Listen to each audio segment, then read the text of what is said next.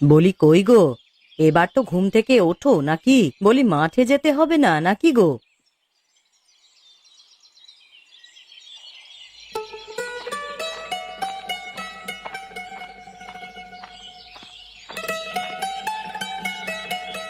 কি হয়েছে গিন্নি? সকাল হতে না হতেই ডাকাডাকি শুরু করে দাও তো।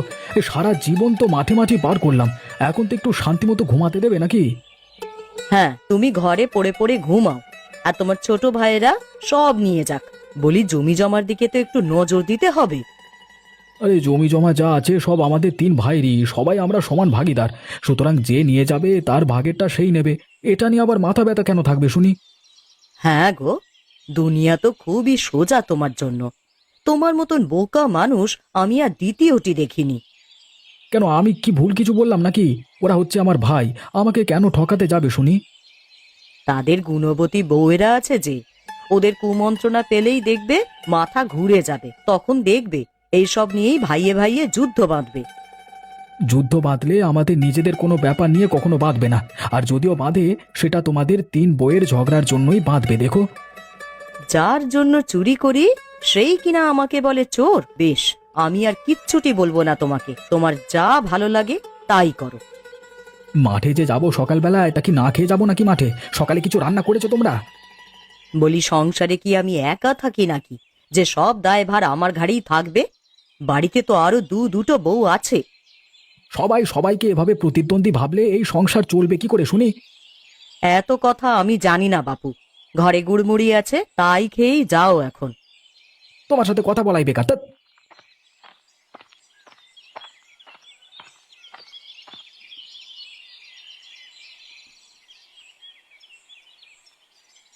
বলি এ কাকে বিয়ে করে নিয়ে এলাম আমি? আমার জীবনটা তো একেবারে তেজপাতা করে দিল কলা। আরে এবারে তো ঘুম থেকে ওঠো মহারানী, নাকি হাত পাখা এনে তোমাকে বাতাস করব? হুম, বলি কি হয়েছেটা কি শুনি? সকাল সকাল এসেই আমার ঘুমের ব্যাঘাত কেন করো বলো তো তুমি? সাধে করি গিন্নি, সাধে করি, বুঝলে? এই সকালবেলায় যে মাঠে যাব সে খেয়াল কি আছে তোমার? তা বেশ, তো যাও না। মাঠে যাবে তা কি মানা করেছে তোমায়? শুধু শুধু আমাকে কেন ডাকছো তুমি? তুমি না উঠলে সকালে আমাকে ভাত দেবে কে শুনি? আর সকালবেলা তো রান্নাও করনি কিছু, এখন আমি কি খেয়ে মাঠে যাব? কি খেয়ে যাবে সেটা আমি কি জানি? আর যাওয়ার পথে বিজয় দাদার চায়ের দোকান থেকে চা বিস্কুট খেয়ে যাও। এখন আমি রান্না করতে পারবো না। কি কপাল আমার, কপাল করে একটা বউ পেয়েছি আমি। সারা জীবন আমাকে ওই চা বিস্কুটই খেয়ে যেতে হবে দেখছি। একে তো সকালবেলা আমার ঘুমটা নষ্ট করলে, তার উপর এখন আবার আমাকে গালমন্দ করছো। তোমার বাড়িতে যে এখনো সংসার করি সেটা তোমার কপাল, বুঝলে? আসলেই আমাদের ভাইদের আর আমার কপাল সোনা দিয়ে বাঁধানো কপাল, না হলে কি আর তোমাদের মতো বউ পেয়েছি আমরা? তো সকাল সকাল কি এখন তুমি আমার সাথে ঝগড়া করতে চাইছো নাকি গো? না না, ঝগড়া কেন করব? এ বাড়ির বউদের সাথে ঝগড়া করে কে কবে পেরেছে শুনি? এই দুপুরে যদি বাড়ি ফিরে আজকে ভাত না পাই তবে বুঝবে আজকে সংসার কি জিনিস। ও, তা তুমি কি আমাকে হুমকি দিচ্ছ নাকি? তুমি যেটা ভাববে সেটাই। এখন আমি কাজ বেরোলাম, যত সব।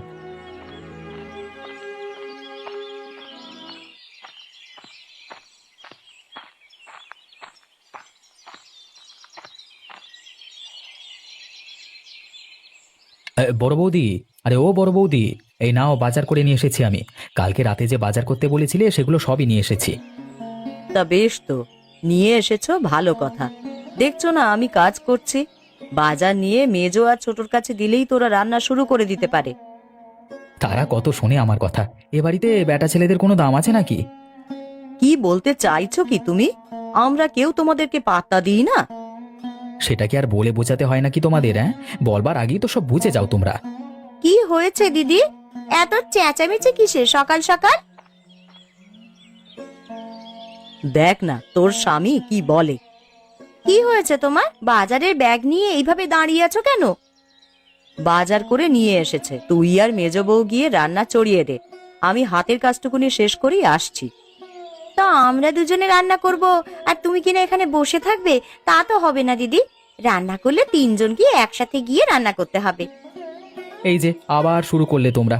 এই জন্যই তো বলি তোমাদের দিয়ে সংসার হবে না। তোমাদেরকে একটা কাজের কথা বললে একজনের আরেকজনের উপর চাপিয়ে দিতে ব্যস্ত হয়ে পড়ো। তুমি চুপ করে থাকো তো। সংসার কি আমার একার নাকি যে আমি খেটে খেটে মরবো? মেজদি তো এখনো ঘুমাচ্ছে। আর সে তো উনুনের ধারে যেতেই চায় না। তুই গিয়ে মেজ বউকে ডেকে নিয়ে আয়, আমরা সবাই একসাথেই রান্না করব। আমি ডাকতে পারবো না বড়দি, আমি ডাকতে গেলে শেষে আমাকে দু কথা শুনিয়ে দেবে। তার থেকে বরং তুমিই ডেকে নিয়ে এসো।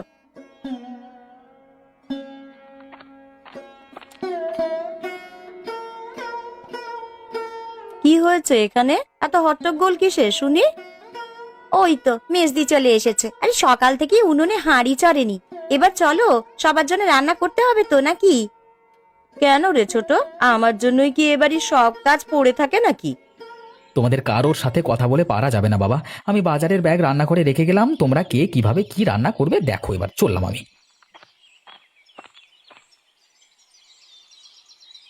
কি রে মেজ, ছোট কোথায় গেল আবার? এখানেই তো বসেছিল একটু আগেও। বোঝো না দিদি, এখানে থাকলে যে কাজ করতে হবে, তাই তো সুযোগ বুঝে কেটে পড়েছে। আমাদের দিয়েই সব কাজ করানোর ধান্দা, বুঝলে? দাঁড়া, আমি এক্ষুনি ছোটকে ডাকছি। কাজ ফাঁকি দেওয়া ছুটিয়ে দেবো একেবারে জন্মের মতন। ছোট, ও ছোট, একবার রান্নাঘরে আয় তো।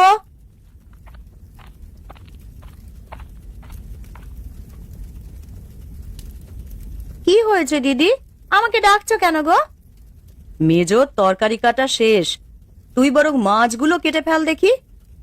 ও বাবা, আমি ওসব মাছ কাটতে পারবো না দিদি, তুমি তো জানোই মাছের গন্ধ আমার নাকে গেলে আমার গা গোলায় বড্ড। তা খাবার সময় তো গোলায় না রে ছোট, তখন তো কারো কথাই চিন্তা করিস না, নিজের মতো নিজে বড় মাছের পেটিটা খেয়ে তবে উঠিস। আমাকে একদম কথা শোনাবে না দিদি, বলে দিলাম। এই বাড়িতে আমি কিন্তু একা খাই না, তোমাদেরও যে পেট আছে সেটা ভুলে যেও না আবার। তোদের কি সারাদিন ঝগড়া করা ছাড়া আর অন্য কোনো কাজ নেই? বলি তুইও হয়েছিস ছোট, দেখছিসই তো আমরা কাজে ব্যস্ত। তা তুই যা না, মাছটা কেটে নিয়ে আয়। তোমরা দুজনে মিলে আমাকে কিভাবে হেনস্থা করা যায় সেটা বেশ ভালোই পারো বড়দি। রমা, ও রমা, কি করছিস মা তোরা?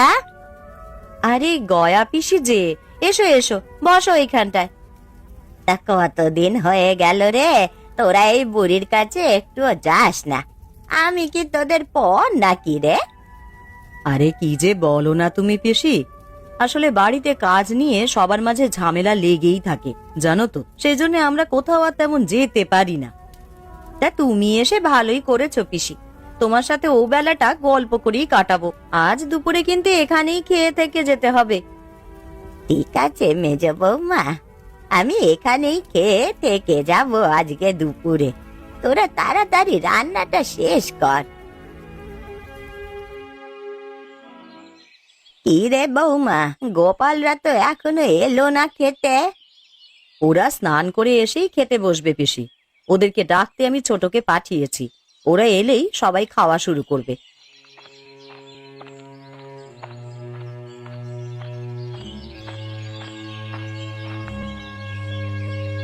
ও মা, ছোট তুইও সবার সাথে খেতে বসলি যে রে, এদিকে থেকে আমাদেরকেও তো একটু সাহায্য করতে পারিস নাকি?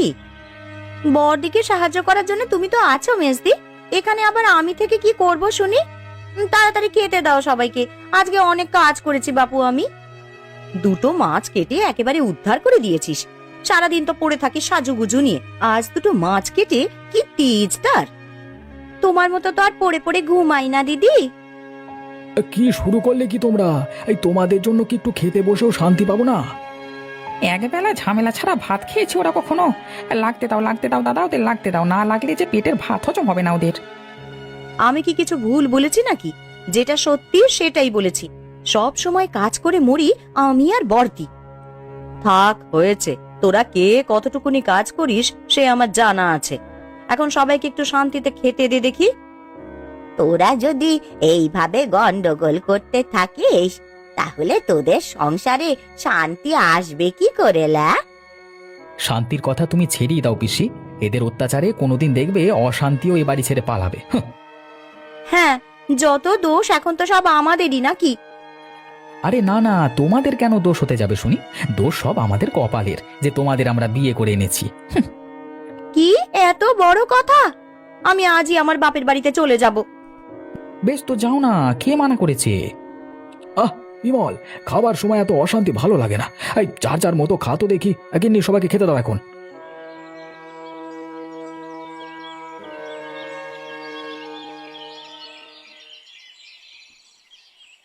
রোজ রোজ এই অশান্তি তো আর ভালো লাগছে না রে। এভাবে চলতে থাকলে তো সংসারে টেকা দায় হয়ে যাবে। আমার তো বাড়িতে আসতেই মন চায় না, শুধু দুবেলা দুমুঠো খেতে হয় বলে আমি বাড়িতে আসি। এভাবে প্রতিদিন অশান্তি কার ভালো লাগে বলো তো দাদা? কি আর করবো আমরা, ওদের তো ফেলে দিতে পারি না। ওরা যে আমাদের গিন্নি, ওদের তো বুঝিয়েও কোনো কাজ হচ্ছে না। বোঝালে হবে না, ওদেরকে বুদ্ধির জোরে মাত করে দিতে হবে।